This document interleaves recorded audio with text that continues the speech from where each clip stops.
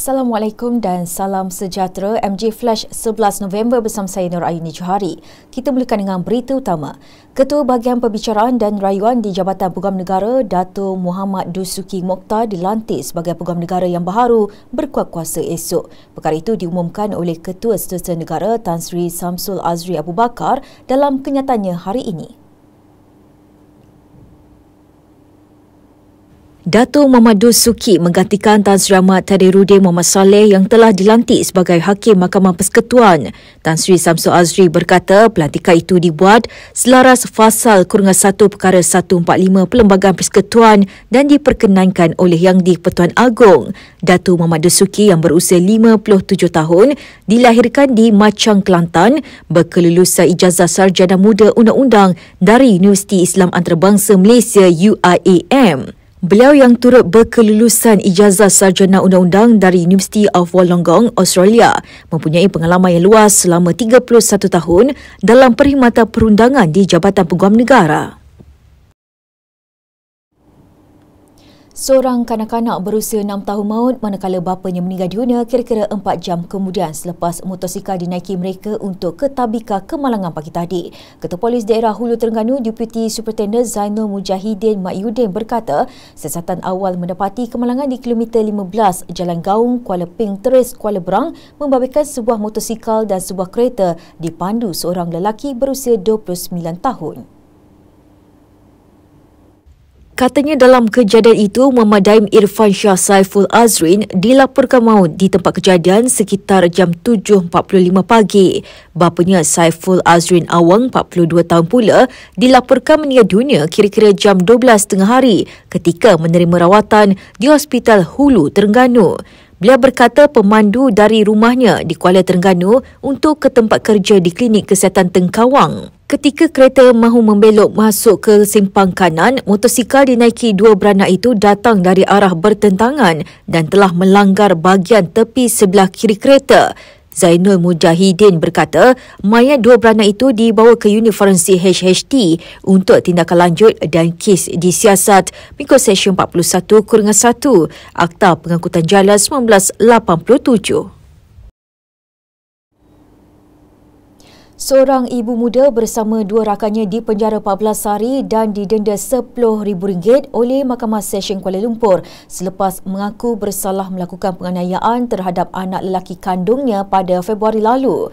Ketiga tertuduh iaitu Nur Adriana Maisara Muhammad Nazri 20 tahun, merupakan ibu mangsa, Nur Azlim Fatin Najihah Lokman 23 tahun dan Adibah Muhammad Zaini 35 tahun membuat pengakuan itu di hadapan Hakim Norina Zainul Abidin hari ini.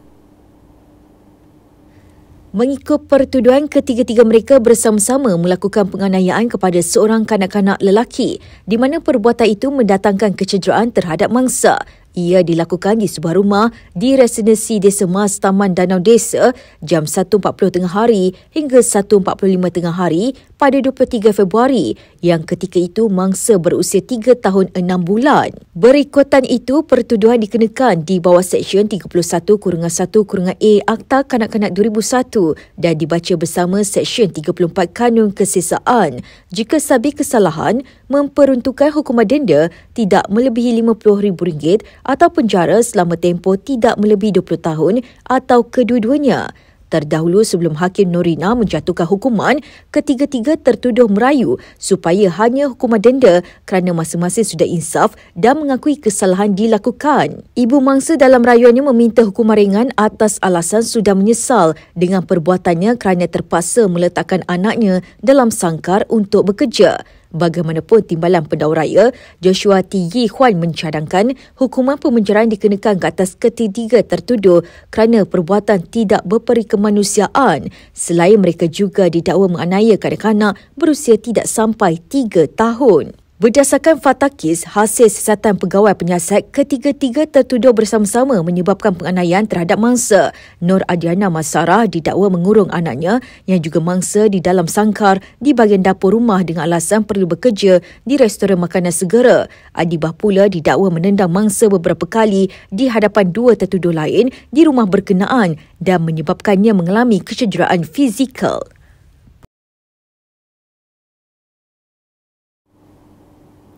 Berita seterusnya, teman lelaki dan kakak angkat kepada remaja perempuan yang ditemui maut selepas terjatuh dari tingkat 16 sebuah kondominium di Farleigh, Georgetown dibebaskan dengan jaminan polis. Pemangku Ketua Polis Daerah Timur Laut, Superintendent Lee Swee Sik berkata kedua-dua suspek berusia 18 dan 19 tahun itu merupakan penganggur. Katanya pada Malaysia Gazette ketika ini polis sedang menunggu laporan patologi. Tambah Swisek, hasil bedah siasat yang dijalankan ke atas mangsa berusia 15 tahun mendapati punca kematian disebabkan pelbagai kecederaan konsisten akibat jatuh dari tempat tinggi. Semalam media melaporkan polis telah menahan teman lelaki dan kakak angkat kepada remaja terbabit. Kedua-dua suspek ditahan di Ibu Pejabat Polis Daerah IPD Timur Laut pada jam 5.55 pagi dan 6.05 pagi selepas didapati positif dadah. Manakala bedah siasat terhadap mangsa telah dijalankan di Jabatan Forensik Hospital Pulau Pinang HPP.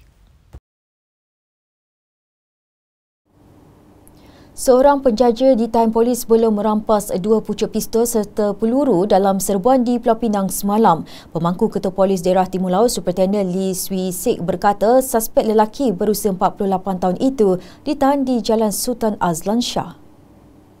Katanya rampasan 2 pucuk pistol dan beberapa peluru dalam kereta milik suspek berpandukan maklumat diberikan lelaki itu.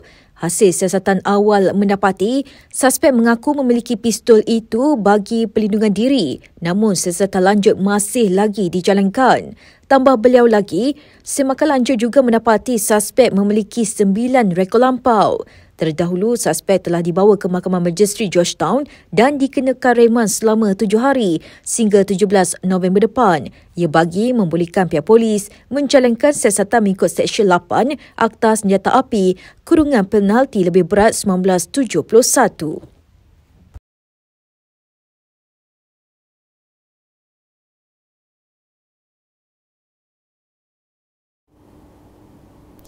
Kira-kira 300 pengusaha restoran India Muslim atau mamak di Johor dijangka menaikkan harga makanan di premis mereka bermula 5% mulai tahun hadapan. Setiausaha Persatuan Usahawan India Muslim Negeri Johor, Hussein Ibrahim berkata, kenaikan itu susulan peningkatan kos operasi disebabkan kenaikan berterusan harga bahan mentah. Beliau memaklumkan pihaknya menerima aduan kos operasi yang terus meningkat tinggi dan dengan pelaksanaan gaji minimum mulai tahun hadapan akan melonjakkan lagi kos. Katanya pada masa sama, caruman kepada kumpulan wang simpanan pekerja KWSP yang dikenakan kepada pekerja asing terus menyumbang kepada perkara itu. Bagaimanapun katanya, ia bergantung kepada keputusan muktamad Persatuan Pengusaha Restoran Muslim Malaysia Prisma. Minggu lalu, Presiden Persatuan Pemilik Restoran India Malaysia PRIM, Datuk J. Govindasamy dilaporkan berkata, kadar gaji minimum baharu diumumkan kerajaan akan menyebabkan kenaikan harga makanan antara 20 sehingga 30%. Beliau dilaporkan berkata, peningkatan dalam kos operasi turut berlaku ketika pelaksanaan gaji minimum RM1,500 pada Mei 2022 yang lalu. Laporan tadi Mahir MG Flash hari ini terus bersama kami untuk perkembangan terkini dari semasa ke semasa. Hanya di platform dan sosial Malaysia Gazette di Facebook, TikTok, X, Instagram dan YouTube atau melalui portal di www.malaysiagazette.com. Assalamualaikum dan selamat malam.